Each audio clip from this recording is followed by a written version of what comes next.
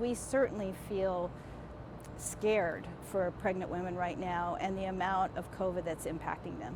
We have a lot of data now that shows just how dangerous COVID is for pregnant women.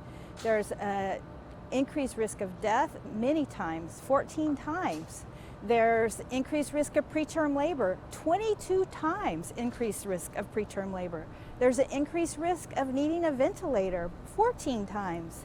These all really worry me.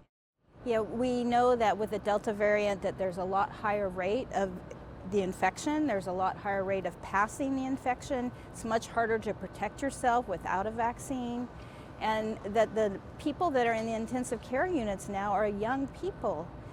We have many pregnant women right now in our hospital system at the University of Washington who have COVID. It's been very different with the Delta variant. The good news is that we've been collecting a lot of data in the last few months, and we have much more safety data now. We have much more assurances of no increased risk of miscarriage.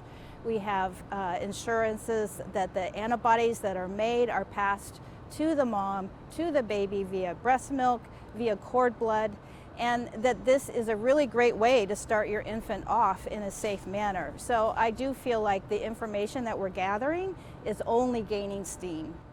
Even when you look at flu vaccine, in a typical year we can only get 50% of pregnant women to take the flu vaccine. But I think what is really different is this is not the flu. This is killing women, and it is putting pregnant women in the hospital at rates we haven't seen. This new wave is really serious, and all of us who are caring for pregnant women right now have the utmost concern.